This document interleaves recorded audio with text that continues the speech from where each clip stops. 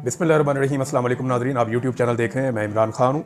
आज पाकिस्तान तहरीक इंसाफ के कारकुनों के लिए एक बहुत बड़ा इम्तिहान है, क्योंकि सानिया डी चौक के बाद जो कुछ भी इस्लामाबाद में हुआ, उसके बाद पहली मरतबा पाकिस्तान तहरीक इंसाफ ने अपने कारकुनों को पाकिस्तान में कॉल दी है कि वो निकलें और निकल कर जो है वो फातह ख्वानी करें, वो निकल कर जो है वो दुआ करें और उसके साथ साथ इजहार यकजहती करें और शोहदा का दिन बनाएं।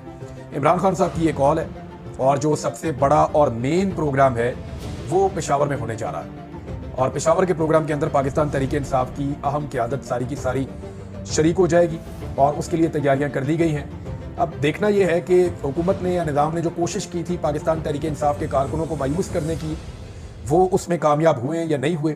आज फैसला हो जाएगा कि क्या गोलियां चलाकर लोगों को तोड़ा जा सकता है, क्या फस्तायत से लोगों को डराया या धमकाया जा सकता है, या नौजवानों को मायूस किया जा सकता है, या फिर पाकिस्तानी आज भी अपने लीडर इमरान खान और उसके नज़रिए के साथ खड़े हैं। मैं पाकिस्तानी इसलिए कह रहा हूं कि अगर आज भी आप एक फ्री एंड फेयर इलेक्शन इस वक्त पाकिस्तान में करवाएं, मुझे नहीं पता कल क्या होगा। मैं नहीं जानता, हो सकता है साल 2 साल 5 साल 10 साल के बाद इमरान खान साहब की ये वाली मकबूलियत ना हो जो आज है, और ये भी मुमकिन है कि आने वाले वक्त में उनकी मकबूलियत इससे भी ज़्यादा बढ़ जाए जो आज है। तो कुछ आप कह तो नहीं सकते फ्यूचर के बारे में, लेकिन अगर मैं आज की बात करूं तो आज अगर इमरान खान साहब के लिए इलेक्शन करवाए जाएं फ्री एंड फेयर इस मुल्क में, तो पाकिस्तानियों की अक्सरियत इमरान खान के साथ खड़ी हो जाएगी। ये बात कोई भी आंखें बंद करके कह देगा। जितने भी तजिया निगार हैं, जो लोग इमरान खान से शदीद नफरत करते हैं, वो भी ये कहते हैं और मानते हैं कि इमरान खान साहब की मकबूलियत का मुकाबला इस वक्त नहीं किया जा सकता। तो तहरीक इंसाफ के कारकुनों के लिए एक बड़ा टेस्ट है। दूसरी जानिब जो हुकूमत को रिपोर्टें गई हैं, वफाकी हुकूमत को और सिस्टम के अंदर जितने भी इदारे काम करते हैं, वहां जो रिपोर्टें गई हैं वो यही कह रही हैं कि पब्लिक के अंदर एक रद्द-ए-अमल है, लोगों के अंदर एक गुस्सा भी है और लोगों को ये वाकया जो भी डी चौक में हुआ इमरान खान से अलग नहीं कर सका, बल्कि ज्यादा जोरदार तरीके से जोड़ा है। अब डिपेंड करता है कि लोग बाहर निकल के अपने जज्बात का इजहार करते हैं, और रिपोर्टें तो यही है कि लोग बाहर निकलेंगे। और दूसरी बात यह है कि वोटों में तो लोगों ने हमेशा इमरान खान का साथ दिया है। जब से इमरान खान साहब का रजीम चेंज किया गया, उनकी हुकूमत को गिराया गया, जनरल बाजवा के खिलाफ बहुत गवाहियां आ गई हैं कि एक्चुअली इसको पाकिस्तान के अंदर जो पूरा डिजाइन चलाया था वो जनरल बाजवा ने चलाया था। जनरल बाजवा ने अमेरिकन को गाइड किया कि इमरान खान आपके खिलाफ है, पाकिस्तान में सियासी जमातों को गाइड किया कि इमरान खान आपके खिलाफ है और वो कुछ ऐसा करने जा रहा है जिसके बाद वो आपके कभी काबू नहीं आएगा। तो आप मौके से फायदा उठाएं और मिलकर इसकी हुकूमत गिरा दें। अब ये सारे सियासतदान बता रहे हैं, मैं नहीं बता रहा। इमरान खान साहब बहुत क्लियरली अब इस बात को कह भी चुके हैं। तो जनरल बाजवा ने सारा प्लॉट तैयार किया और उसके बाद जो भी हुआ वो आपके सामने है। उनके ऊपर बड़े सीरियस एलिगेशंस हैं जनरल बाजवा के खिलाफ, और ना सिर्फ एलिगेशंस हैं बल्कि उनके खिलाफ गवाहियां मौजूद हैं, जो लोग बबांगे दो लाकर गवाहियां दे रहे हैं। असद उमर साहब ने जनरल फैज के हवाले से एक बात की है और मेरी उस बात की तस्दीक भी होगी जो मैंने आपको पहले कही थी कि इमरान खान साहब का जनरल फैज के साथ राब्ता जरूर था जब इमरान खान साहब हुकूमत में थे। हुकूमत से जाने के बाद उनका राब्ता बतदरीज कम हो गया था और 2022 के मिड में इमरान खान साहब ने जनरल फैज हमीद को ब्लॉक भी किया था और उसके बाद उनका कोई ऐसा राब्ता था भी नहीं। असद उमर साहब ने भी इसकी कंफर्मेशन की है। ये इमरान खान साहब के बहुत करीबी लोगों में से थे। लेकिन थोड़े दिन पहले असद उमर साहब ने एक गिरती हुई मईशत की भी तारीफ कर दी। यानी असद उमर साहब इस वक्त भी जिस पोजीशन पे हैं या जिस जगह पे हैं या जिन हालात से वो गुजर रहे हैं, उन्हें कुछ ना कुछ मार्जिन रखना पड़ता है एस्टेब्लिशमेंट के लिए, हुकूमत के लिए। उनके केसेस हैं, वरना उन्हें उठाकर अंदर कर दिया जाएगा। लेकिन एक ऐसा आदमी जो इतनी वल्नरेबल पोजीशन में है, वो भी ये कह रहा है कि नहीं यार, जनरल फैज का 9 मई वाला मामला मुझे नहीं समझ आती बात, मैं मेन आदमियों में से एक था। तो यहाँ पे जनरल फैज के साथ इमरान खान को फिक्स करना तकरीबन नामुमकिन है, और अगर ये किया गया तो उसके असरात बड़े देरपा होंगे और दूर रस होंगे और इस सिस्टम को भुगतना पड़ेगा। ये इतने आराम से मामला हजम नहीं हो जाएगा। 2 चीजें मुझे समझ आ रही हैं, या तो जो बाइडन के जाने से पहले पहले इमरान खान को तोड़ना चाहते हैं कि इमरान खान को जो बाइडन के जाने से पहले पहले तोड़ लें, किसी अच्छी डील पे आमादा कर लें जिसमें हमारी जान बच जाए, क्योंकि जो बाइडन के जाने के बाद फिर इमरान खान साहब जो हैं वो किसी और तरह के होंगे और अमेरिका से वो सपोर्ट जो इनको मिल रही है इस निजाम को वो नहीं मिलेगी, और जब वो सपोर्ट नहीं मिलेगी तो इमरान खान को डील करना ज्यादा मुश्किल हो जाएगा, इंटरनेशनल प्रेशर बहुत ज्यादा बढ़ जाएगा। तो नाज़रीन, ये आज कारकुनों का एक बड़ा इम्तिहान है पाकिस्तान तहरीक इंसाफ के, वो क्या करते हैं और पूरी दुनिया के अंदर इनके प्रोग्राम हो रहे हैं। एक और खबर है नाज़रीन, और ये अफसोसनाक खबर है। ये मेरी बात भी हुई है चंद जर्नलिस्ट हैं उनसे, एहतशाम अब्बासी से मैंने बात की, साकिब बशीर साहब से बात की, 2-3 और जर्नलिस्ट हैं उनसे बात की। मैंने उनसे कहा जी मुझे सारी कहानी बताया। उन्होंने कहा जी बहुत सारे बंदे पकड़ लिए थे 24 नवंबर और उससे पहले भी और उसके बाद भी। ये लोगों को घरों से जाकर उठाया, जो पठान दिखाई देता था उसको उठा लेते थे, चाहे उसका ताल्लुक एहतजाज से है या नहीं। अच्छा, ये तो ऑब्वियस है कि ज्यादातर लोग पाकिस्तान तहरीक इंसाफ के साथ हैं, तो वैसे ही को बंदा देखते थे उसको उठा लेते थे। आप रैंडमली भी बंदे उठाएंगे तो 10 में से 9 तो पाकिस्तान तहरीक इंसाफ के निकलेंगे, और पश्तून उठाएंगे तो आपको ज्यादा चांस है कि 10 के 10 ही पीटीआई के निकल आएंगे। इस वक्त तो ये हवा चली हुई है इमरान खान साहब की। तो अंधाधुंध पुलिस ने बंदे उठाए थे, वो बंदे भी उठाए थे जो एहतजाज के अंदर शामिल नहीं थे। छोटे बच्चे थे 8, वो भी उठाए हुए थे। तो ये सारी बातें मुझे उन्होंने बताई। उन्होंने कहा जी अदालतों के अंदर जब सारे शवाहिद पेश किए गए और मामला जजों के सामने रखे गए तो जजेस ने उनको छोड़ने का हुक्म जारी किया। अब रोबकारें जो है वो जारी हो नहीं सकी। तो एक मैं बुजुर्ग की कहानी सिर्फ आपको सुनाना चाहता हूं, और ये रिपोर्ट की है सज्जाद यूसुफजई साहब ने। वो ये कहते हैं इस्लामाबाद पुलिस ने हालिया क्रैकडाउन में इस शख्स का, ये एक शख्स है, इसकी तस्वीर भी लगाई हुई है, इसका बेचारे का जो है वो एक 14 साल का बच्चा है, उसको उठा लिया था। 5 दिन का रिमांड भी अदालत ने दे दिया था और उसके बाद जो है वो इसकी जमानत हो गई 1 दिन पहले। तो रोबकार जमा नहीं हो सकी, मुचलके जमा नहीं हो सके। अब पुलिस वाले जो है वो इस बुजुर्ग से मांग रहे थे कि 5,000 रुपये आप हमें दे दें, हम रोबकार दे जाते हैं, आपके बच्चा छुड़ा देते हैं। अब आप अंदाजा कीजिए। और इस आदमी ने दोपहर का खाना भी नहीं खाया हुआ, ये रिपोर्ट किया। तो जुल्म का एक बाजार पुलिस ने गर्म किया। बहुत सारे लोगों से पैसे लेकर छोड़ा है और बहुत सारे लोगों से पैसों की डिमांड भी की और पुलिस अपनी दिहाड़ियां भी लगा रही है और हुकूमत को खुश करने के लिए कोशिशें भी कर रही है। मिसाल के तौर पे ये एसएचओ आप देखें, नवाज शरीफ ने इसको बाजू से पकड़ा हुआ है और नवाज शरीफ के चेहरे पे और इस आदमी के चेहरे पे जबरदस्त किस्म की मुस्कुराहट है। अब ये एसएचओ क्या कर रहा था, अदालत ने कल अहकामात दिए कि इन कारकुनों को छोड़ दिया जाए, डिस्चार्ज कर दिया जाए, यानी केस ही खत्म कर दिए। 81 थे जी टोटल जो रिपोर्ट हुए। एहतशाम अब्बासी साहब ने 81 की तादाद रिपोर्ट की है। ये डिफरेंट मुकदमात में इनको पकड़ा हुआ था। ये सारे बैठे हुए थे वहां पे अदालत के अंदर। इनकी एक वीडियो भी आई हुई है। तो ये वहां पे कारकुन बैठे हुए थे, इनकी वीडियो बनाई कि जनाब ये डिस्चार्ज हो गए, इनके केस खत्म हो गए, बाइज्जत बरी हो गए, अभी अपने घरों को जाएंगे। और जज साहब को जब ये बताया गया कि जी हमें खदशा है कि इन्हें दोबारा उठा लिया जाएगा, तो जज साहब ने कहा कि अगर इनको उठाएंगे तो मैं आईजी को बुलाऊंगा। फिर जज साहब ने यह भी कहा कि मैं मुतल्लिका अफसरान को बुलाकर हथकड़ियां लगाऊंगा अगर पुलिस ने इनको दोबारा गिरफ्तार किया तो।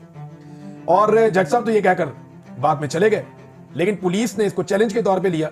नॉर्मली ये होता है कि जब मुलजिम निकलता है आजाद होकर, अदालत के हाथे से बाहर जाता है, दूर जाता है, फिर उसको पकड़ा जाता है। लेकिन यहां क्या हुआ, मुलजिम को अदालत के अहाते के अंदर से ही पुलिस ने पकड़ना शुरू कर दिया और उन तमाम कारकुनों को पाकिस्तान तहरीक इंसाफ की पुलिस ने दोबारा गिरफ्तार कर लिया और अब तक की इतलात के मुताबिक उन्हें मुख्तलिफ मकामात पे शिफ्ट कर दिया है। अब आ जाए इस बंदे की तरफ, ये जो आपको नजर आ रहा है नवाज शरीफ साहब के साथ खड़ा हुआ एसएचओ, ये शाकिर अवान साहब के ट्वीट में आपको नजर आ रहा होगा कि जहां से मीडिया पीछे चला जाए, अब ये एसएचओ वहां पे ये कह रहा था, जहां से मीडिया पीछे चला जाए वरना गिरफ्तार करवा दूंगा। जो मीडिया वाला बात नहीं मानता उसको फौरी गिरफ्तार करके एहतजाज के केस में डाल दो। अब इतना जुमला बोलने के ऊपर ना नौकरी जानी चाहिए और नौकरी चली जानी चाहिए कि आप झूठा केस डालने की बात कैसे कर सकते हैं। आप एक एसएचओ हैं, आपने कानून को फॉलो करना है। ये नहीं हो सकता कि आप मीडिया को कहें कवरेज मत करो और अगर तुम कवरेज करोगे तो उठा के तुम्हारे पे झूठा केस डाल दूंगा एहतजाज वाला। तो ये पुलिस की बदमाशी है और पुलिस ने अपनी बदमाशी में हर लेवल क्रॉस कर लिया है। अब जो लोग बेचारे, उनके घर वाले चीख रहे थे, खवातीन की चीखों पुकार थी, बच्चे रो रहे थे, लेकिन उन लोगों को फिर पकड़ के ले गए। इसमें पाकिस्तान तहरीक इंसाफ की जो क़यादत है उसका भी कसूर है। मैं बताता हूं कैसे। लेकिन जब भी लीडर्स में से कोई अदालत में पेशी के लिए आता है ना, तो कारकुन अपने सारे काम काज छोड़ कर आते हैं। ये गरीब कारकुन है, किसी की रेडी है, कोई टैक्सी चलाता है, कोई बेचारा मिडिल क्लास है, कोई नौकरी करता है, कोई कुछ करता है, कोई कुछ करता है। तो ये कारकुन अपनी अपनी नौकरियां छोड़ के अपने लीडर्स की जमानतों के लिए, अपने लीडर्स की पेशियों के लिए अदालतों में आते हैं।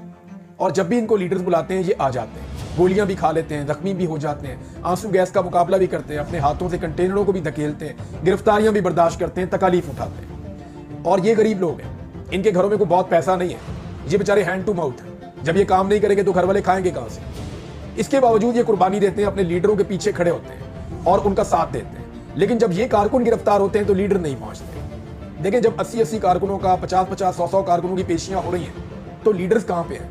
क्या लीडर्स की जिम्मेदारी नहीं है कि वो अपने कारकुनों के लिए अदालत में आए?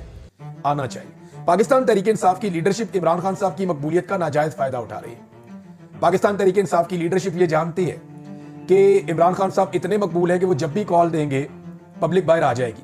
लिहाजा हमें पब्लिक का नखरा उठाने की जरूरत ही नहीं है। हमें कोई जरूरत नहीं है अपना टाइम जाया करने की और कारकुनों के पीछे अदालतों में और जेलों में जाने की। सिर्फ चंद लीडर्स ऐसे हैं जिन्होंने इंसानियत दिखाई और उन्होंने जेलों के अंदर गर्म कपड़े, कंबल, सामान, ये चीजें पहुंचाई अपने कारकुनों को। उनकी तारीफ होनी चाहिए। कुछ लोग ऐसे हैं जिन्होंने थानों के अंदर कंबल और गर्म कपड़े और चीजें पहुंचाई अपने कारकुनों को और खाना भी पहुंचाया, उनकी भी तारीफ होनी चाहिए। लेकिन कहां पाकिस्तान तहरीक इंसाफ की लीडरशिप? अब जब ये 81 कारकुनों को घसीट कर पुलिस वापस लेकर जा रही थी, जबकि जज ने वाज़े अहकाम दिए थे, तो वहां पे सिर्फ ILF के 4 वकील खड़े हुए थे, जो मुझे मीडिया के दोस्तों ने रिपोर्ट किया, मैं तो वहां नहीं था।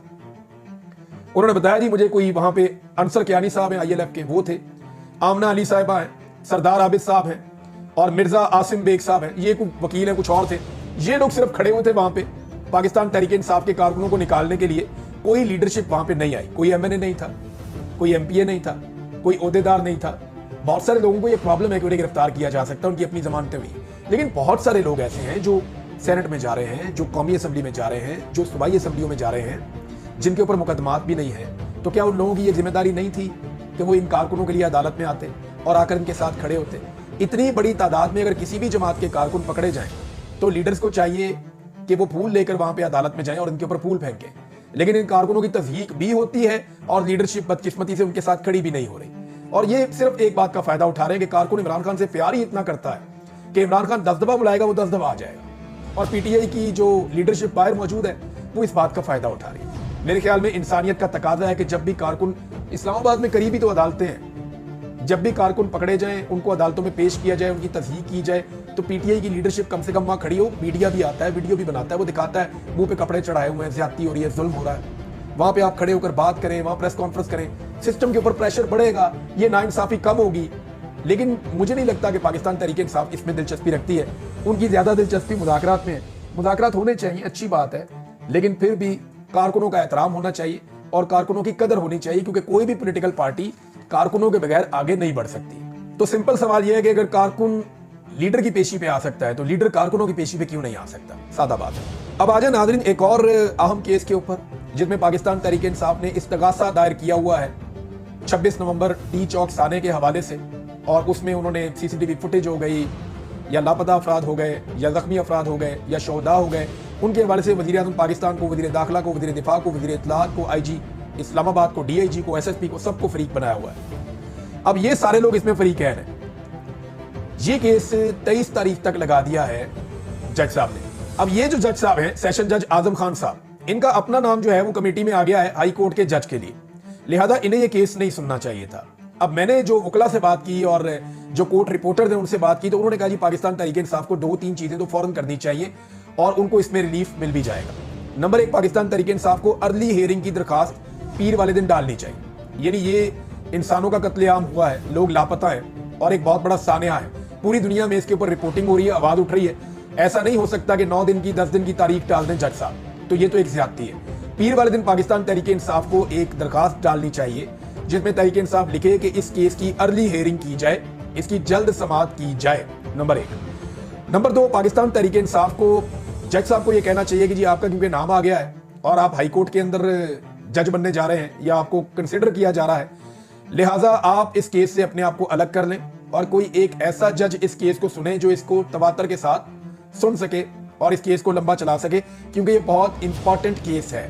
और अगर आप यहां से चले जाते हैं तो सिचुएशन कोई और हो जाएगी। लिहाजा वैसे तो मुझे कई जर्नलिस्ट ये कह रहे थे कि जज साहब को खुद ही अपने आप को अलग कर देना चाहिए था, लेकिन उन्होंने नहीं किया। तो पाकिस्तान तहरीक इंसाफ ये दरखास्त देकर जो जज साहब हैं, जज आजम खान, उन्हें अलग कर सकती है।